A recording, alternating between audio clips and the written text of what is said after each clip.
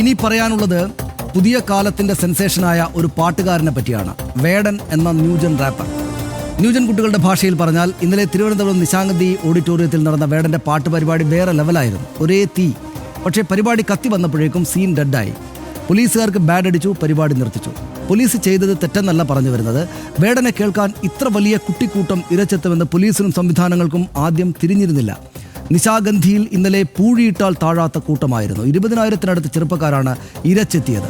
നിശാഗന്ധി എന്ന സ്ഥലം പരിചയമുള്ളവർക്കറിയാം എത്ര വലിയ സ്പേഷ്യസ് ആയ സ്ഥലമാണെന്ന്. പക്ഷേ തിരക്ക് കാരണം 4 പാട്ട് പാടിയപ്പോഴേ പോലീസിന് ഇടപെട്ട് പരിപാടി നിർത്തിക്കേണ്ടി വന്നു. മേൽക്കൂരയിലും മരക്കൊമ്പിലുമെല്ലാം വേടനെ കാണാൻ കയറിയ കുട്ടികൾക്ക് അപകടമൊന്നും പറ്റാതിരിക്കാൻ. തിരുവനന്തപുരത്ത് മാത്രമല്ല, ഈ ചെറുപ്പക്കാരൻ്റെ പരിപാടി എവിടെ വെച്ചാലും അവിടെല്ലാം ഈ വിധം ചെറുപ്പക്കാർ കൂട്ടം കൂടുകയാണ്. പാട്ട് മാത്രമല്ല വേടൻ പുതുതലമുറക്ക് പറഞ്ഞു കൊടുക്കുന്നത്. പാട്ടിനൊപ്പം രാഷ്ട്രീയവും പറയുന്ന ഈ പുത്തൻ തലമുറ പാട്ടുകാരനെ എന്തേ കുട്ടികൾക്ക് പ്രിയം? RDX പരിശോധിക്കുന്നു. Rap 59 second.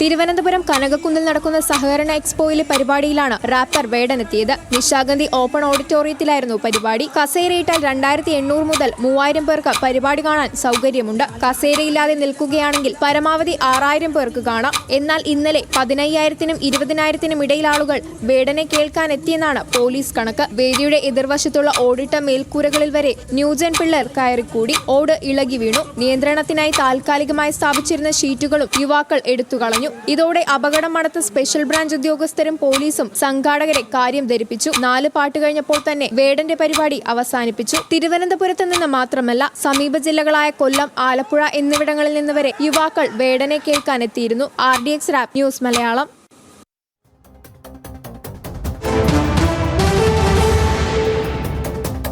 ആരാണ് വേടൻ? എന്താണ് ഈ പുതിയ സെൻസേഷൻ എന്ന് എല്ലാവർക്കും അറിയാം. കുട്ടികൾക്ക് അറിയാത്ത ആളുകൾക്ക് കൂടെ വേണ്ടി വളരെ പെട്ടെന്ന് നമുക്ക് പരിശോധിക്കാം. വേടൻ ആരാണ്? ശരിയായ പേര് ഹിരൺദാസ് മുരളി എന്നാണ്. തൃശ്ശൂർ സ്വദേശിയാണ് ഈ പാട്ടുകാരൻ. കണിമംഗലം SNലും തൃശ്ശൂർ മോഡൽ ബോയ്സിലുമായിട്ട് സ്കൂൾ പഠനം പൂർത്തിയാക്കിയ ഈ ചെറുപ്പക്കാരൻ വോയിസ് ഓഫ് വോയിസ്ലെസ് എന്ന മലയാളം റാപ്പിലൂടെയാണ് ശ്രദ്ധേയമായത്. ആദ്യ ഹിറ്റ് അതായിരുന്നു. ഈ റാപ്പിന് പ്രമേയമായത് അടിച്ചമർത്തപ്പെട്ടവൻ്റെ അനുഭവവും വേദനയുമായിരുന്നു. പിന്നീട് ഇറങ്ങിയ ഭൂമി ഞാൻ വാഴുന്നിടം എന്ന റാപ്പും വല്ലാത്ത തോതിൽ ശ്രദ്ധിക്കപ്പെടുകയായിരുന്നു. യൂട്യൂബിലൊക്കെ വലിയ തോതിൽ ആൾ കണ്ടുവത്. ഇതിൻ്റെ പ്രമേയം നിരപരാധികളുടെ രക്തം ചിന്തുന്ന നവലോകം എന്നതായിരുന്നു ഈ പാട്ടിൻ്റെ പ്രമേയം. ഐലൻ കുരുതിയും തമിഴ് പുലികളും റോഹിംഗ്യൻ കുരുതിയും പലസ്തീനും ഈ പാട്ടിൻ്റെ വരികളായിട്ട് വന്നു.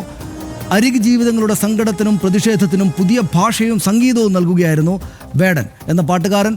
റാപ്പിലൂടെ സിനിമയിലേക്ക് കൂടെ പോയി. മഞ്ഞുമൽ ബോയ്സിലെ കുതന്ത്രം പാട്ടിലൂടെ സിനിമയിലും സാന്നിധ്യം അറിയിച്ചു വേടൻ. പിന്നെ നിരവധി സിനിമകളിൽ ഗാനരചയിതാവും ആയും ഗായകനായിട്ടും ഈ ചെറുപ്പക്കാരൻ തിളങ്ങി.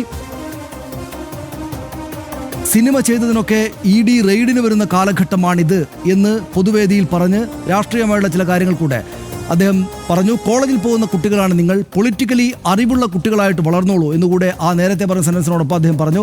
കാരണവന്മാരെല്ലാം മണ്ടത്തരം കാണിച്ച് നടക്കുകയാണ്, പുതുതലമുറയിലാണ് പ്രതീക്ഷ എന്നതടക്കമുള്ള അദ്ദേഹത്തിൻ്റെ പ്രസ്താവനകൾ വലിയ തോതിൽ കയ്യടി വാങ്ങി.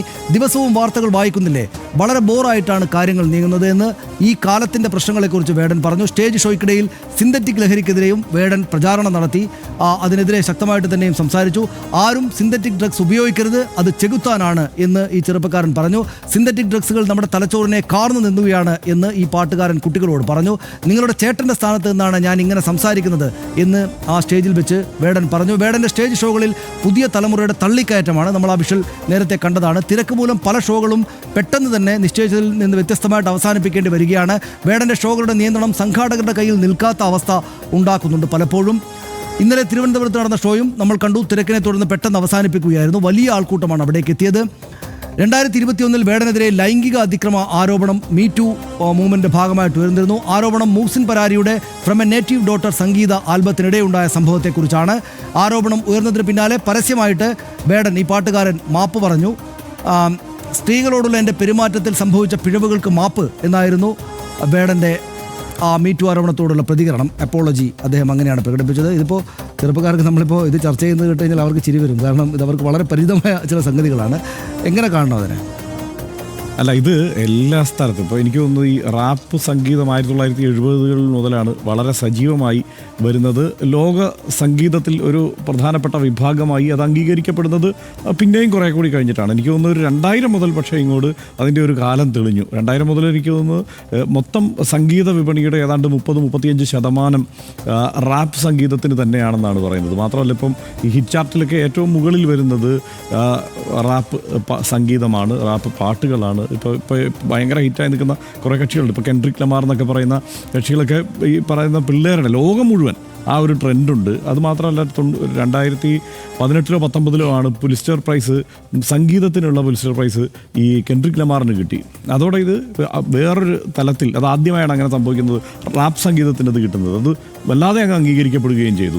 അപ്പോൾ അതിനുശേഷം ഇപ്പോൾ ഇന്ത്യയിലൊക്കെ നോക്കിക്കഴിഞ്ഞാൽ ഇന്ത്യയിൽ ഇത് ആദ്യഘട്ടം മുതൽ അത് വന്നു തുടങ്ങിയിട്ടുണ്ട്. അതിൻ്റെ ഒരു ചെറിയ സംഗതികളൊക്കെ എനിക്കൊന്ന് ഈ 80കളുടെ അവസാനത്തിൽ 90കളുടെ തുടക്കത്തിലൊക്കെ തന്നെ ഇന്ത്യയിലും വന്നു തുടങ്ങിയിട്ടുണ്ട്. ഈ ബാബ സൈക്കിൾ എന്നൊക്കെ കേട്ടിട്ടില്ലേ പണ്ട്? ഈ കക്ഷികളൊക്കെ ആ രീതിയിൽ പാടി അവതരിപ്പിച്ച് വന്നിട്ടുണ്ട്. പക്ഷേ കേരളത്തിലേക്ക് ഈ റാപ്പ് സംഗീതജ്ഞരിലേക്ക് ഒക്കെ വരുമ്പോൾ കേരളത്തിൽ എനിക്ക് ഇതിൻ്റെ തുടക്ക സമയത്ത് എനിക്ക് തോന്നിയിരുന്നത് എന്താ വെച്ചാൽ കേരളത്തിൽ ഇത് അത്ര എളുപ്പത്തിൽ പറ്റത്തില്ല. കാരണം പൊതുവേ കേരളം മലയാളി ചതുരവടിവിൽ കാര്യങ്ങൾ സംസാരിക്കുന്ന ആളുകളാണ്. മലയാളത്തിലെ പാട്ടുകൾ മുഴുവൻ ഒരു എന്താണ്, നമ്മളിപ്പോൾ എല്ലായ്പ്പോഴും കളിയാക്കി പറയത്തില്ലേ, ഒരു ആവണക്കെണ്ണ പരുവത്തിലുള്ളതാണെന്ന് പറയുമല്ലോ. അപ്പോൾ ആ രീതിയിലുള്ള പാട്ടുകളൊക്കെയാണ്. അപ്പോൾ അതുകൊണ്ട് ഇതിനെ എങ്ങനെ ഐഡൻറ്റിഫൈ ചെയ്യും മലയാളി, എങ്ങനെ ഇതിനെ എടുക്കും എന്നുള്ള ഒരു വലിയ പ്രശ്നം ഉണ്ടായിരുന്നു. പക്ഷേ ആ സമയത്ത് തമിഴിൽ നല്ല റാപ്പേഴ്സൊക്കെ ആ സമയത്ത് വന്നു തുടങ്ങി, നല്ല പാട്ടുകൾ വന്നു. അത് ഭാഷാ പ്രയോഗം ഇതിനകത്ത് വളരെ പ്രധാനപ്പെട്ടതാണ് ആ എല്ലാ അർത്ഥത്തിലും. ഇതിപ്പോൾ പ്രതിരോധത്തിൻ്റെ സംഗീതം എന്നൊക്കെയുള്ള രീതിയിൽ ആദ്യഘട്ടത്തിൽ അതിനെ ആളുകൾ വിലയിരുത്തിയിരുന്നു. പോകെ അതിന് മാറ്റങ്ങൾ വരുമല്ലോ. അപ്പോൾ അതിപ്പോൾ അതിന് കുറെ കൂടി ജനപ്രിയ സംഗീതം എന്നുള്ള നിലയിലേക്ക് അത് മാറി. പ്രതിരോധത്തിൻ്റെ സംഗീതം എന്ന നിലയ്ക്ക് തന്നെ പറയാൻ പറ്റുന്ന രീതിയിൽ ഇപ്പോൾ കോൺഷ്യസ് റാപ്പ്, പൊളിറ്റിക്കൽ റാപ്പ് എന്നൊക്കെ പറയുന്ന സംഗതികൾ നിലനിൽക്കുന്നുണ്ട്. ഇപ്പോൾ വേടനൊക്കെ പൊളിറ്റിക്കൽ റാപ്പിൽ ആ ഗണത്തിൽ പെടുത്താം. തമിഴിലെ അറിവിനെയൊക്കെ നമുക്ക് അറിയാമല്ലോ, മറ്റേ കാസ്റ്റേഴ്സ് കളക്റ്റീവിനൊപ്പം പാടുന്ന പാരാജിത്തിൻ്റെ ടീമിലുള്ള അറിവിനെയൊക്കെ നമ്മൾ ഈ കോൺഷ്യസ് റാപ്പിൻ്റെ ഗണത്തിലൊക്കെ പെടുത്തുന്ന കക്ഷികളാണ്. അപ്പോൾ അല്ല, ആ റാപ്പിൻ്റെ ആ ഗണത്തിലൊക്കെ പെടുത്താവുന്ന അങ്ങനെയുള്ള കക്ഷികളുണ്ട്. പിന്നെ ഇത് നമ്മൾ അതിൽ വളരെ പെട്ടെന്നുള്ള ഒരു കുതിച്ചുചാട്ടം ഈ അടുത്ത കാലത്ത് നടത്തി. അത് ഈ പറഞ്ഞ ഡാബ്സിയെ പോലെ, വേടനെ പോലെയുള്ള ആളുകൾ. പക്ഷേ ഇതിൻ്റെയൊക്കെ ചെറിയ ചെറിയ പ്രയോഗങ്ങൾ ഇതിന് മുമ്പ് തന്നെ നടന്നിട്ടോ. ഈ പറച്ചിലും പാട്ടുമായിട്ട് ഇറങ്ങി തിരിച്ചവർ മുമ്പ് തന്നെ കേരളത്തിലൊക്കെ ഉണ്ടായിരുന്നു. പക്ഷേ ആ റാപ്പിലേക്ക് ഇത് വരുന്നത് വലിയ ആ സംഗീത അകമ്പടിയോടെ തന്നെ ഈ റാപ്പിലേക്ക് വരുന്നത് അടുത്ത കാലത്താണ്.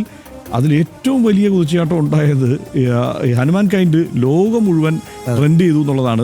ബിൽബോർഡിൽ എനിക്കൊന്നും 57-ാമതെങ്ങാണ്ടാണ് ഹിറ്റ് ചാർട്ടിൽ ഈ ഹനുമാൻ കൈൻഡ് എത്തിയത്. അപ്പോൾ അത്ര വലിയ പെർഫോമൻസിലേക്ക് ഹനുമാൻ കൈൻഡൊക്കെ എത്തുന്നു. അപ്പോൾ അങ്ങനെ വരെ അംഗീകരിക്കപ്പെടാം ഇന്ത്യൻ റാപ്പ്, പ്രത്യേകിച്ച് കേരളത്തിൽ നിന്നുള്ള റാപ്പ് എന്നുള്ളത് വന്നു.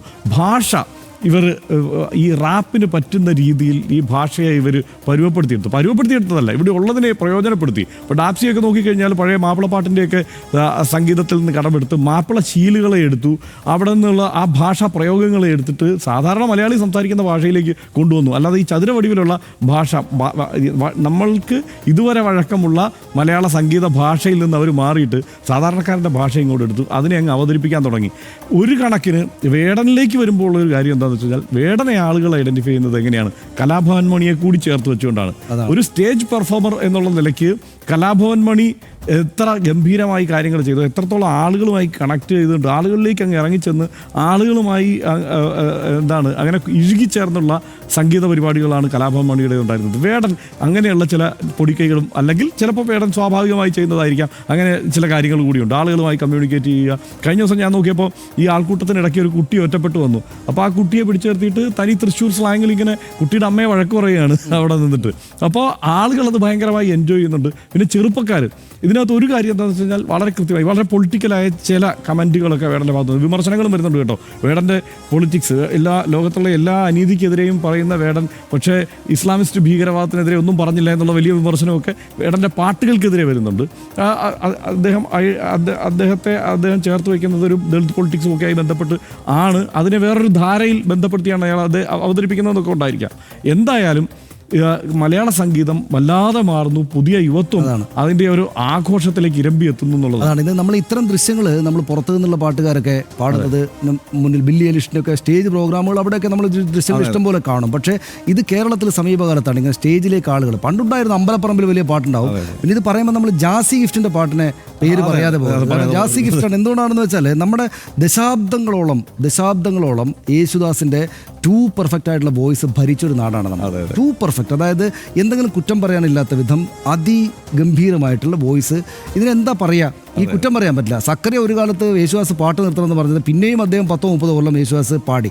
അങ്ങനെ ദശാബ്ദങ്ങളോളം മറ്റു വോയിസസിനെ ഒന്നും അടുപ്പിക്കാൻ പറ്റാത്ത വിധം അങ്ങ് മനസ്സിലേക്ക് കയറി കൂടിയിരുന്ന യേശുദാസിൻ്റെ ഈ ടു പെർഫെക്റ്റ് ആയിട്ടുള്ള വോയിസിനെ തകർത്ത് വന്ന ആദ്യത്തെ ശബ്ദങ്ങളിൽ ഒന്ന് ജാസി ഗിഫ്റ്റിൻ്റെയാണ്. ജാസി ഗിഫ്റ്റിൻ്റെ പിന്നിലാണ് ഇവരുടെ എല്ലാം വരവുണ്ടാകുന്നത്. പിന്നെ ഹർഷൻ നേരത്തെ കലാഭവൻ മണിയെ പറഞ്ഞതുപോലെ ഞാൻ ഓർത്തത് യഥാർത്ഥത്തിൽ ശാസ്ത്ര സാഹിത്യ പരിഷത്തിനെയാണ്.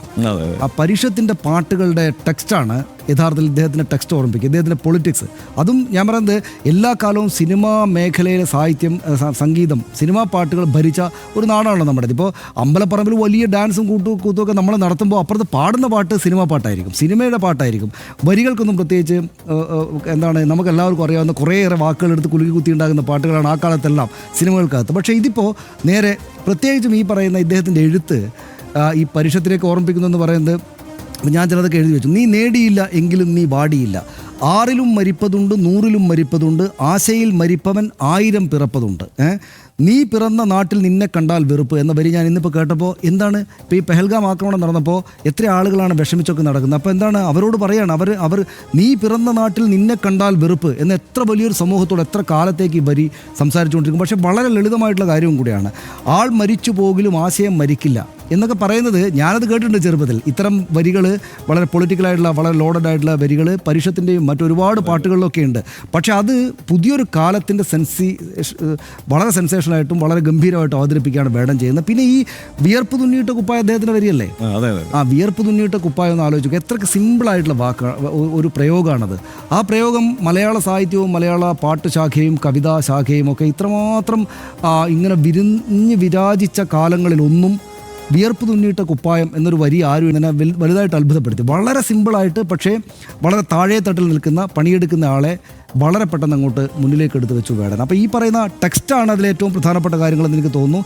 ഈ സിനിമാ പാട്ടുകളുടെ സെൻസിബിലിറ്റി വല്ലാത്ത തോതിൽ നിർണ്ണയിച്ച് ഫിക്സ് ചെയ്തൊരു കട്ടപ്പെട്ടിക്കകത്താക്കിയിരുന്ന നമ്മളെപ്പോലുള്ള പ്രായത്തിലുള്ള ആളുകളിൽ നിന്ന് ഭിന്നമായിട്ട് ഈ ആളുകൾ പുറത്തേക്ക് ഇറങ്ങാണ്. ഈ കുട്ടികൾ ആകപ്പാടെ വരുന്നതാണ് കണ്ടത് എന്നാണ് എനിക്ക് തോന്നുന്നത്. റാപ്പിൽ ഇതിലൊരു കാര്യം ഞാൻ നേരത്തെ പറഞ്ഞല്ലോ, ഈ ഭാഷാ പ്രയോഗത്തിൻ്റെ ഒരു പ്രത്യേകത എന്ന് പറയുന്നത്, അതായത് ഈ ഏറ്റവും കുറഞ്ഞ സമയത്തിനുള്ളിൽ കൂടുതൽ വാക്കുകൾ എടുത്ത് പ്രയോഗിച്ച് ആണ് ഇത് വേഗത്തിൽ, അതായത് വാചകവടിയുടെ ഒരു മത്സരം എന്നുള്ള മട്ടിലാണ് യഥാർത്ഥത്തിൽ ഈ സംഗതി പോവുക. അതിൻ്റെ അതാണ് യഥാർത്ഥത്തിൽ ആ റാപ്പിൽ സംഭവിക്കുന്നത്. അത് പയ്യെ മാറി ആ രീതിയിലുള്ള മത്സരങ്ങൾ തന്നെ നടക്കാറുണ്ട് പല സ്ഥലത്തും ലോകത്ത്.